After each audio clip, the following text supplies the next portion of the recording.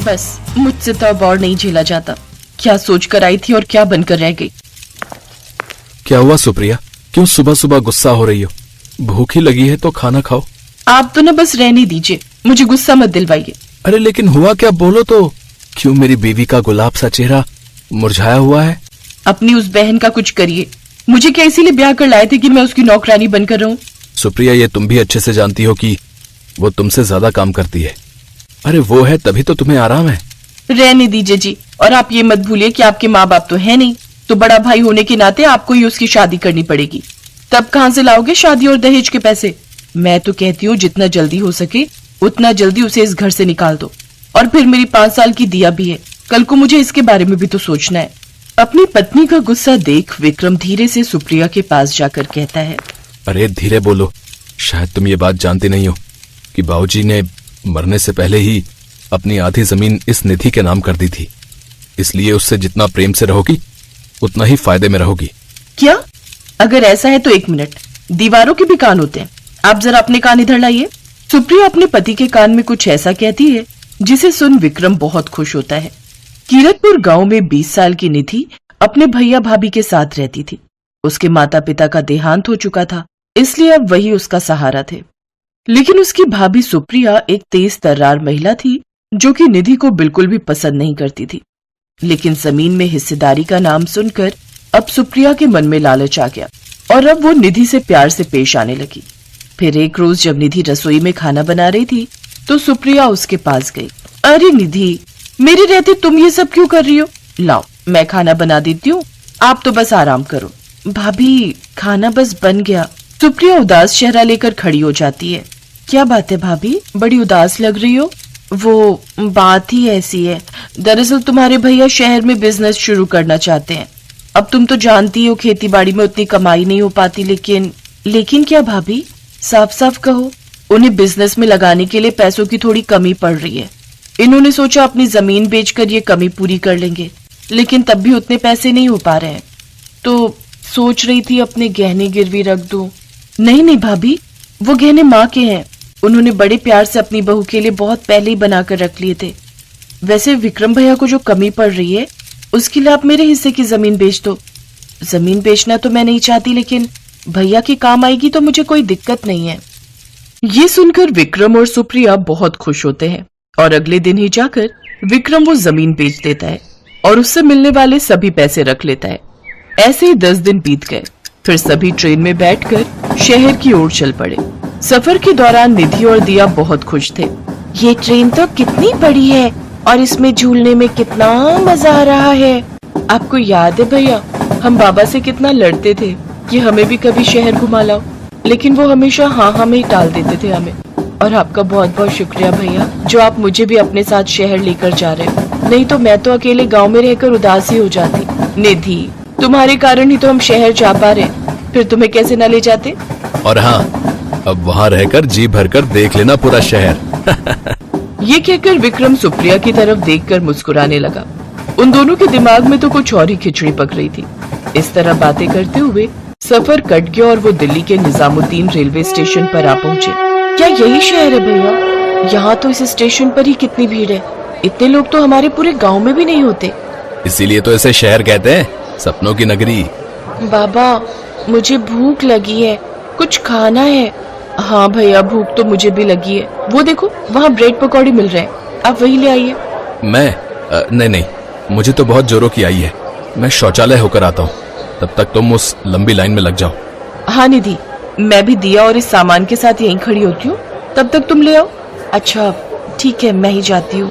निधि bread पकौड़े लेने चली जाती है और इधर विक्रम और सुप्रिया दिया के साथ दूसरी ट्रेन में चढ़ जाते हैं।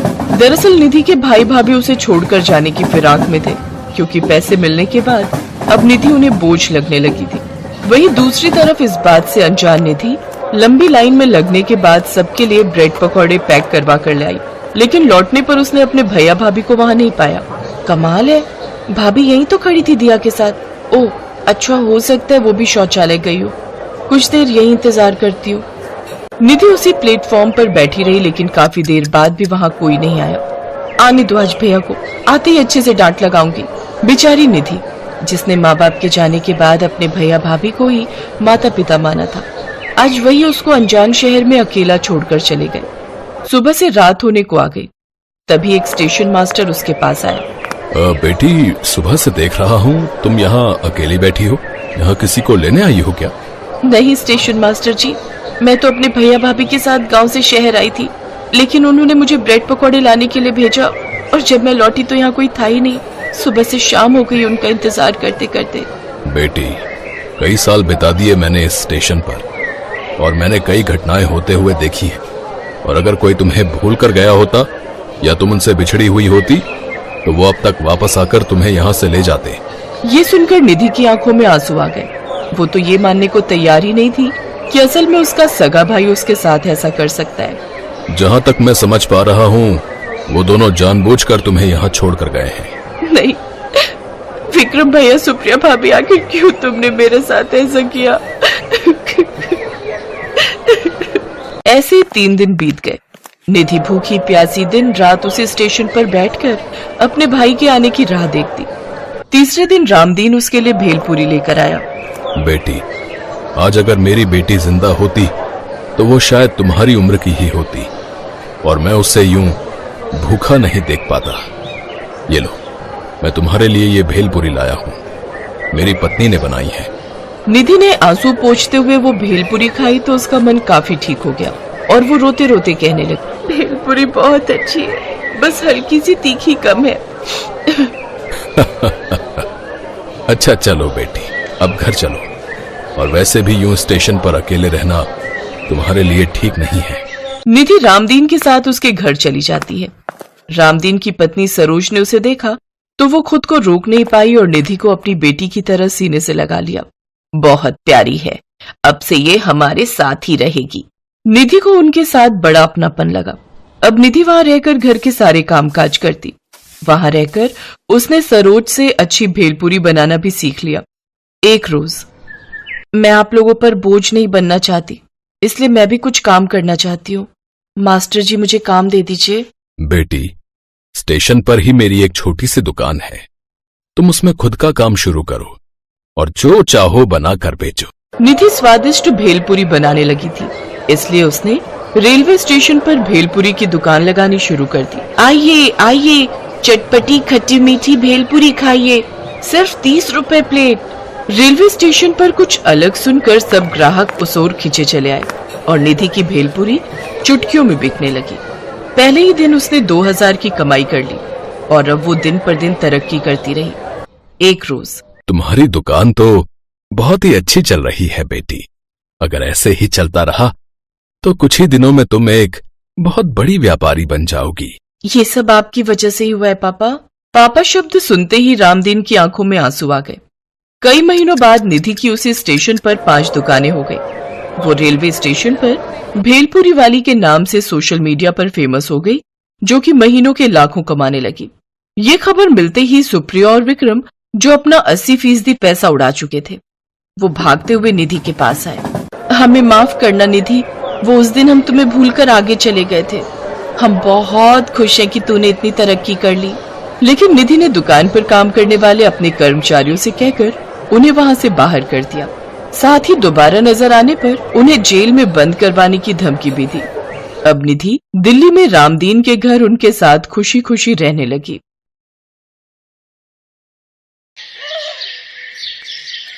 भगवान के नाम पे कुछ दे दो साहब, 1 हफ्ते से कुछ नहीं खाया। ए साहब, कुछ दे दो ना साहब। साहब, भगवान आपका भला करेगा साहब। ओहो, सुबह सुबह तेरी मनहूस सूरत देख ली, अब क्या भला होगा मेरा? ले पकड़, और अब भगवान के लिए पीछा छोड़ मेरा। इतना कहकर उस आदमी ने अपनी जेब से निकाले हुए 5 रुपए भीखू को पकड़ाए और वहां से तेजी के साथ निकल गया। और भीखू काफी देर तक उन 5 रुपयों को देखता रहा और फिर आसपास नजर घुमाते हुए सोचने लगा, 5 रुपए, इसमें क्या आएगा? वो सामने पराठे वाला खड़ा है, उसके पास जाता हूँ। फिर भीखू अपनी जगह से उठा और सड़क के दूसरी तरफ खड़े एक ठेले पर गया। ठेले पर एक आदमी गरम गरम आलू के पराठे सेक रहा था, जिन्हें देखकर भीखू की भूख और भी बढ़ गई। उसका मन कर रहा था कि वो तुरंत पराठों पर टूट पड़े, लेकिन फिर भी किसी तरह खुद को संभाले वो वहां खड़ा रहा। जब पराठे वाले की नजर उस पर पड़ी तो उसने गुस्से से कहा, यहाँ क्यों खड़ा है? चल हट, रास्ता छोड़, कहीं और जाके हाथ फैला चल। भैया मुझे पराठा खाना है। ये लो, मेरे पास पैसे भी हैं। ये तो बस 5 रुपए, इतने में नहीं मिलता यहाँ कुछ। एक पराठा पूरे 10 रुपए का, समझा? जा, जब पूरे पैसे हो तब आना। जा। भैया पर आधे पैसे तो है ना मेरे पास, तो आधा पराठा ही दे दो, बहुत भूख लगी है भैया। अच्छा, और फिर बचे हुए आधे पराठे का मैं क्या करूंगा? हैं? यहाँ कोई ग्राहक आधा पराठा नहीं खरीदता, समझा? तो भैया फिर पूरा पराठा ही दे दो, भगवान तुम्हारा भला करेगा। भीखू ने इतनी बेबसी से ये बात कही थी कि उस पराठे वाले को भीखू पर दया आ गई और उसने 5 रुपए लेकर उसे पूरा एक पराठा खाने के लिए दे दिया। बस भीखू को यही तो चाहिए था। भीखू ने सिर्फ आधा पराठा ही खाया और बचा हुआ पराठा अपने झोले में डालकर वहां से चल दिया। यही भीखू की जिंदगी थी। कभी कुछ खाने को मिल जाए तो उसे भगवान का चमत्कार मानकर वो खुश हो लेता था, और जब नहीं मिलता तो उसे भी भगवान की दी हुई सजा मानकर रह लेता। उसे किसी से कोई शिकायत नहीं थी। भीखू एक पैर से लाचार था और उसका एक हाथ भी जन्म से ही नहीं था। उसकी इस हालत को देखकर कोई भी उसे काम पर नहीं रखता था। परिवार के नाम पर भी भीखू के पास कोई नहीं था, सिवाय कुछ उन बच्चों के जो उसी की तरह अपाहिज थे और भीख मांगकर अपना गुजारा करते थे। भीखू को जब कभी भीख में कुछ मिलता वो उसे उन बच्चों के साथ जरूर बांटता था। ले भाई राजू, ये तेरा, और मन्नू तू ये ले, और रीना ले, तू भी ले। भैया ये मन्नू का टुकड़ा मेरे टुकड़े से बड़ा है। हाँ तो क्या हुआ, खाने देना उसे, और तू चिंता क्यों करता है? भगवान ने चाहा तो कल और कुछ मिल जाएगा, और क्या पता आज से ज्यादा ही मिल जाए। भीखू की बात सुनकर वो तीनों बच्चे मुस्कुरा दिए और फिर चैन की नींद सो गए। भीखू के जैसे ये बच्चे भी अनाथ थे, लेकिन फिर भी अकेले नहीं थे। इनमें से जब कभी किसी को भी भीख मिलती तो उसे आपस में जरूर बांटते थे। बस इसी तरह इनकी जिंदगी चले जा रही थी। फिर एक दिन, साहब साहब भगवान के नाम पर कुछ दे दो साहब।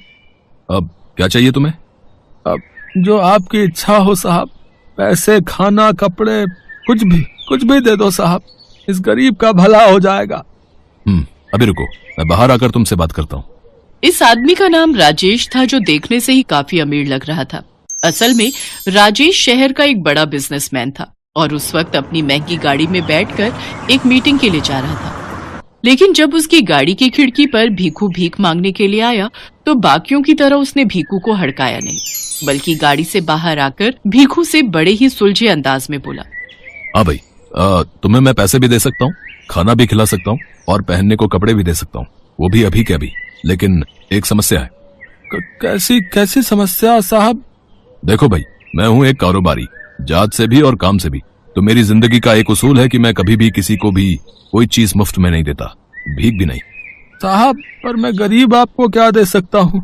अगर मेरे पास कुछ होता तो मैं ऐसे भीख थोड़े ही ना मांगता। वो तुम देखो भाई, मैं यहाँ अगले 5 मिनट तक खड़ा हूँ। तुम जो चाहो मेरे लिए ले आओ, और बदले में मैं तुम्हें पैसे, खाना और पहनने को कपड़े भी दिला दूंगा। पर याद रहे, तुम्हारे पास सिर्फ 5 मिनट ही हैं। राजेश के ऐसा कहते ही भीखू अपने दिमाग के घोड़े दौड़ाने लगा। उसने आसपास नजर घुमाकर देखा तो उसे एक गुलाब का पौधा नजर आया, जो ढेर सारे लाल गुलाबों से भरा हुआ था। उस पौधे को देखकर भीखू को कुछ सूझा और वो अपनी बैसाखी के सहारे लंगड़ाते हुए उस पौधे के पास गया। उसने अच्छे से देखभाल कर उस पौधे का सबसे बड़ा और सबसे सुंदर फूल तोड़ा और उसे लाकर राजेश को देते हुए बोला, लीजिए साहब, यही दे सकता हूँ मैं आपको। बहुत बढ़िया, ये वाकई बहुत सुंदर है, तुम्हारा बहुत बहुत शुक्रिया। इतना कहकर राजेश ने अपनी जेब से कुछ पैसे निकाले और उन्हें भीखू के हाथों में रखते हुए बोला, मुझे लगता है इतने से तुम खाना और कपड़े दोनों खरीद सकते हो। जो अभी भीखू के साथ हुआ था वो उसकी उम्मीद से कहीं ज्यादा था। उस दिन भीखू और तीनों बच्चों ने पहली बार छक्के खाया। बच्चे बहुत खुश थे, लेकिन भीखू किसी सोच में डूबा हुआ था। क्या हुआ भैया, खाओ ना। कुछ सोच रहा हूँ राजू, अब तू खाना खा। उस दिन जो कुछ हुआ उसने भीखू के दिलो दिमाग पर गहरा असर डाला था। असल में भीखू को पहली बार ये एहसास हुआ था कि जिंदगी में जरूरत से ज्यादा भी हासिल किया जा सकता है। अगले ही दिन सुबह सुबह भीखू एक सरकारी बगीचे में गया और उसने ढेर सारे फूल तोड़कर अपने झोले में रख लिए। फिर उन फूलों को लेकर वो उस चौराहे पर गया जहां हर रोज भीख मांगने के लिए खड़ा होता था। लेकिन इस बार उसने किसी से भीख नहीं मांगी, बल्कि सबको आगे बढ़कर सुंदर फूल देने लगा। उसके ऐसा करने से लोग बड़े खुश हुए। जो लोग पहले उसे डांट कर झिड़क देते थे, वो अब उसे देखकर खुश हो रहे थे और उसे कुछ न कुछ पैसे भी जरूर दे रहे थे। उस दिन भी भीखू और तीनों बच्चों ने पेट भर कर खाया और फिर भैया ये कमाल कैसे हो गया, इतना सारा खाना? भीखू के साथ अब तक जो कुछ भी हुआ था वो सब भीखू ने बच्चों को कह सुनाया। और फिर अगले दिन से ही भीखू के साथ साथ तीनों बच्चे भी अपने साथ ढेर सारे फूल तोड़ कर ले जाने लगे और लोगों को बांटने लगे। चौंकाने वाली बात ये थी कि बच्चों के साथ भी ठीक वैसा ही हुआ जैसा कि भीखू के साथ हुआ था। कुछ दिन ऐसे ही हंसी खुशी बीत गए, लेकिन फिर अरे तुम तीनों इतने कम फूल क्यों लाए हो? इतने से क्या होगा? भैया, वो आज बगीचे के गार्ड ने हमें फूल तोड़ते देख लिया। डंडा लेकर हमारे पीछे दौड़ गया था। बड़ी मुश्किल से बचकर भागे हम। वो तो शुक्र करो कि इतने फूल तोड़कर पहले ही झोले में डाल लिए थे, लेकिन अब लगता है कि कल से उस बगीचे में नहीं जा पाएंगे। वो गार्ड हमें फूल नहीं तोड़ने देगा। अच्छा, ये तो बड़ी दिक्कत हो गई। चलो कोई नहीं, कल का कल देखेंगे। फिलहाल आज तो काम पर चलें।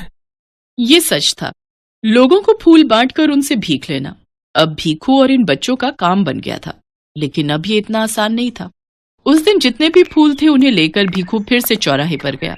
वो जाकर खड़ा ही हुआ था कि तभी वहां एक गाड़ी आकर रुकी। भीखू उस गाड़ी को देखते ही पहचान गया, क्योंकि वो गाड़ी राजेश की थी।